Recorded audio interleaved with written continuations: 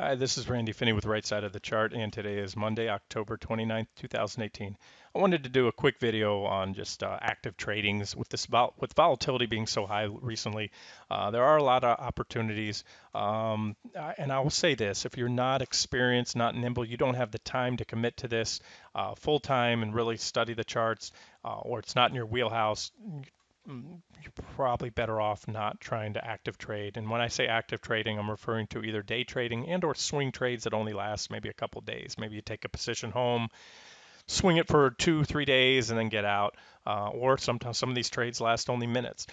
So we're going to look at here is a 5-minute chart on NQ, the Nasdaq 100 E-mini futures. These same principles will apply to QQQ. However, I like to trade NQ for a couple reasons, but one of those being that if I'm in a trade and it looks promising and it may have carry through, let's say I entered it, in the afternoon, but I think there's more upside from there or downside. The futures trade virtually around the clock. They shut down a little bit after the regular stock market session to square away their positions, and they reopen again. So you have virtually 24-hour trading around the clock, except Saturdays and then most of Sunday, and then they open up again Sunday night. All right, so keep in mind that use a 5-minute chart, which we're looking at in conjunction with everything else that I've been posting more actively on the site. 15-minute charts, 30 minutes, 60-minute charts, even the daily time frame. So for example, I might be following NQ or QQQ on a big rip like this. And if that rip runs right into a downtrend line that I might have on a longer term chart, 15, 30 minute or even daily resistance, great. There's my short setup. I'm looking for this rip to exhaust. And you can see, despite the fact we've been in a downtrend, if you really take a step back, you can see these rips and dips are somewhat limited in scope. Now there are no bounds to how high or low each rip or dip can go, but typically what I've seen recently is about a 3% range from high to low on these reversals, and some of those are less than that, 1, 2%. So when you start to see things get stretched like this, you might want to look for a reversal, a bottom, where to go long, cover some shorts, again, as an active trade. And if you can align that with, again, a pullback like this, to a rip down or a sharp sell-off down to a key support level on a longer term chart, or even this chart, all the better. And the other things I look for too, just like I do on the daily and weekly charts, are divergences. Here you can see a divergent high. You can see here a divergent low. That's bullish. I like to go long after divergent lows, especially if there's a buy signal, short on divergent highs. Same principles that apply on the longer term charts. And I'm just using the MACD here to keep this one simple. PPO would look almost identical on a short-term time frame like this, and I know a lot of you don't have the PPO option on your charts. Some charting platforms don't provide it.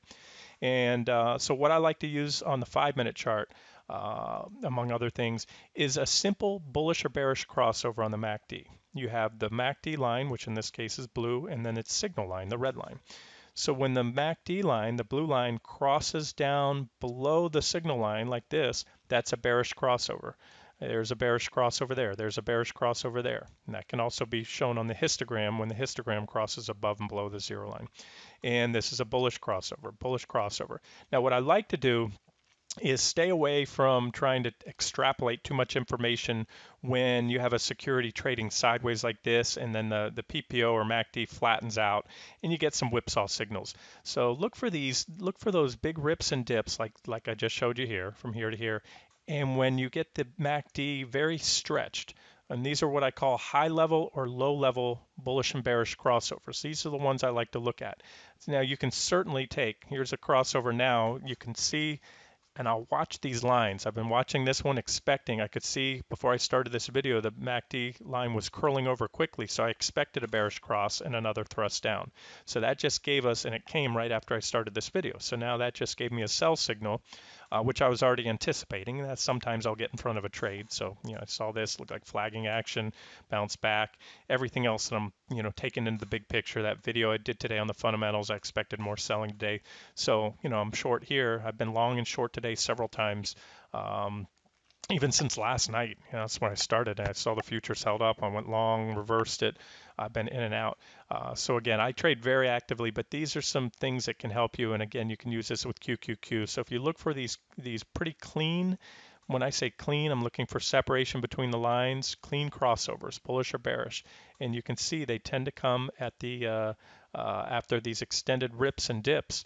And what it can do also is help keep you in that trade as long as the line, the blue line, the MACD line remains below the signal line.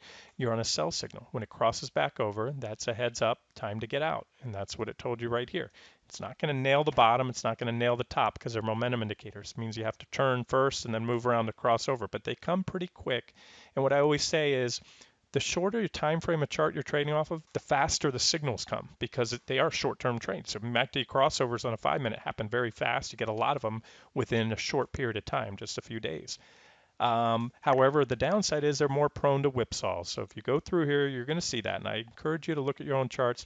You'll see whipsaws. So try to stay away from those periods of choppy trading. But of course, here was a low-level bullish crossover. It came after a very strong dip. And what this did, it made us very oversold in the near term. We might not have done anything on the daily. It didn't hardly probably budge the daily RSI on the daily chart, but on the very short term, I already turned my RSI off here. I had it on. I could turn it on for you, but you would see an oversold reading on the 5-minute on the RSI. So there was your buy signal that said, okay, bullish crossover. And again, if you could have confirmed this drop was down to support on, say, the 15-minute or 30 or 60-minute chart, all the better. So you go in there. I like to set a stop loss. I do what I call OCO orders. One cancel. Well, they're called OCO orders. It's not anything I named them.